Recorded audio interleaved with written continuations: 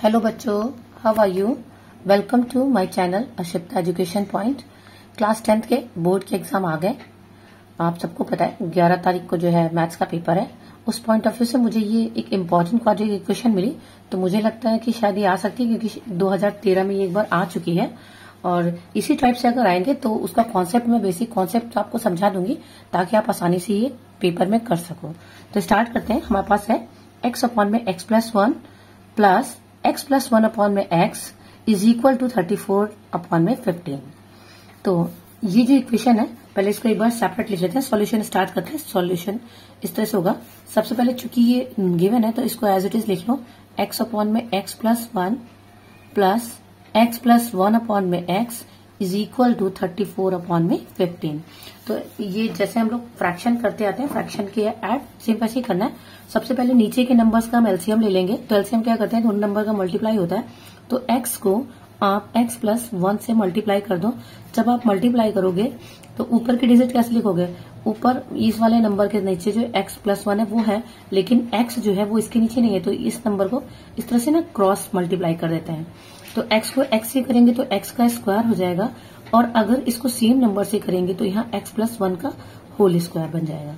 Is equal to में 34 upon में 15 कर देते हैं। अब देखो नीचे भी कैलकुलेशन कर लेते हैं कंप्लीट।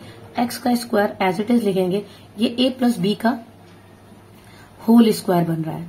इसका रिजल्ट आता है a का square plus 2ab plus b का स्क्वायर। तो ऊपर वाले x+1 को हम इसी फॉर्म में रख देते हैं। तो इसको कर देते हैं x का square plus 2x into 1 plus 1 का स्क्वायर, और नीचे वाला नंबर मल्टीप्लाई कर लेंगे। x से x होगा तो x का स्क्वायर हो जाएगा, प्लस x से 1 को करेंगे तो x आ जाएगा।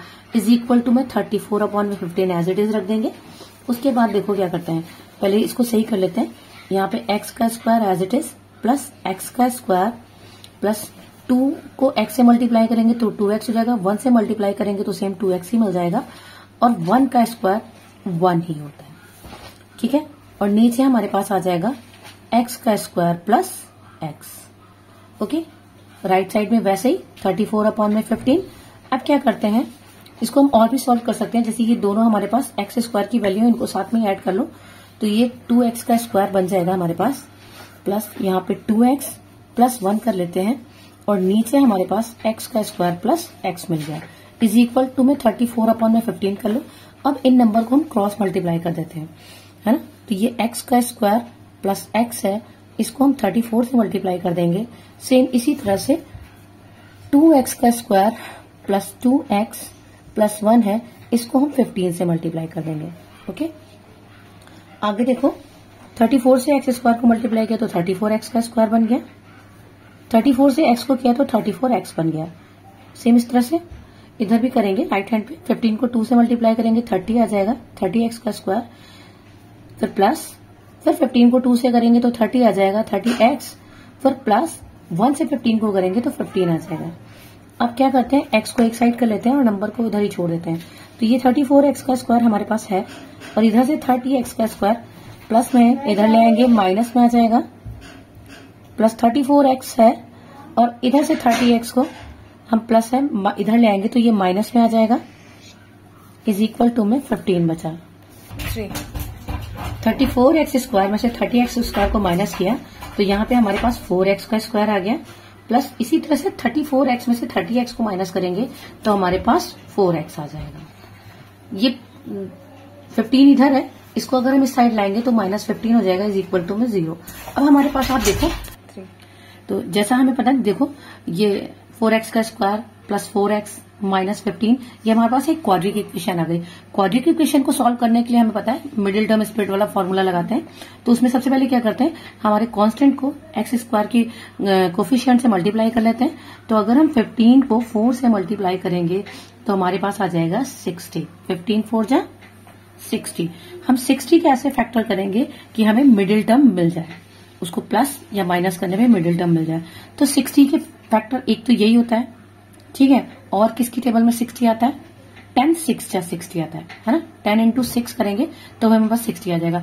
अब देखो अगर हम 10 में से -6 कर दें तो हमें यहाँ पे 4 मिल जाएगा। तो हम इसी फॉर्म में ये मिडिल टर्म है इसको लिख देंगे। तो पहले तो 4x का स्क्वायर एज इट इज, उसके बाद हम 4x की जगह क्या लिखेंगे 10 - 6 और बाहर डाल देंगे x। उसके बाद -15 एज इट इज, 4x का स्क्वायर लिख लिया। अब हमने पहले 10 को x से मल्टीप्लाई किया तो ये 10x हो गया, फिर माइनस 6 से x को मल्टीप्लाई किया तो ये 6x हो गया, फिर -15। अब इसके आगे क्या करते हैं, हम इन दोनों नंबर से एक कॉमन और इन दोनों नंबर से एक कॉमन निकाल लेते हैं। तो अगर हम देखें इन दोनों में क्या कॉमन है, तो ये दोनों नंबर हमारे 2 की टेबल में आते हैं और साथ में दोनों में x भी है, तो यहाँ से 2x निकाल सकते हैं। तो यहाँ पे क्या है 2 की टेबल में 4 2 बार में आता है तो 2 लिख दिया, और 2x में से 1x बाहर आ गया तो अंदर 1x बचा, प्लस का साइन। 2 की टेबल में 10 जो है 5 टाइम में आता है, x बाहर है तो यहाँ पे यही आ जाएगा। इधर देखते हैं माइनस कॉमन निकाल लिया, तो इन दोनों नंबर में क्या कॉमन है, ये दोनों नंबर 3 की टेबल में मिल जाएंगे। तो हमने 3 निकाल लिया, क्योंकि x दोनों टर्म में नहीं इसलिए x बाहर नहीं निकाल सकते। अब देखेंगे 3 की टेबल में 6 कितने बार में आता है, 2 बार में आता है, तो 2 लिख जाए 2x आ जाएगा, माइनस माइनस प्लस हो जाएगा, और 3 की टेबल में 15 5 टाइम पे आता है तो 3 5 जा 15 आ जाएगा। तो आप देख लो 2 ब्रैकेट तो हमारे एक जैसे हो गए, तो ये जो एक जैसे ब्रैकेट होते हैं उनको एक साथ लिख लेते हैं, और उसके बाद ये जो बाहर के नंबर है एक ब्रैकेट इनसे बन जाता है 2x - 3। हमसे यहाँ इस क्वेश्चन में पूछा गया था कि हमें x की वैल्यू निकालनी है, वो नॉट इक्वल टू 0 होनी चाहिए और नॉट इक्वल टू -1 होनी चाहिए। तो हम इन दोनों के आगे जैसे ये 2x + 5 इसके आगे 0 रख देते हैं x की वैल्यू फाइंड करने के लिए। तो ये 2x है इधर छोड़ दिया और इस 5 को हम इधर ले गए, प्लस का 5 माइनस में आ जाएगा। x की वैल्यू चाहिए तो -5/2 आ जाएगा, ये नॉट इक्वल टू 0 है। इसके बाद जो है दूसरे नंबर से देखते हैं, 2x - 3 है, इक्वल्स टू में 0 रखा, 2x इक्वल्स टू में ये माइनस का 3 इधर प्लस का 3 हो जाएगा, x बराबर 3/2 आ जाएगा। तो ये माइनस की वैल्यू हम नहीं लेंगे है ना, और इस प्लस की वैल्यू को ले लेंगे। तो यहाँ पे जैसे उसने कहा था कि x की वैल्यू नॉट इक्वल टू 0 होनी चाहिए, नॉट इक्वल टू -1 होनी चाहिए, तो यहाँ पर हमें वो वैल्यू मिल गई है। तो इसके लिए इतना ही, अगली वीडियो में फिर आऊंगी इससे कुछ बेटर क्वेश्चन लेकर के। तब तक के लिए बाय बाय।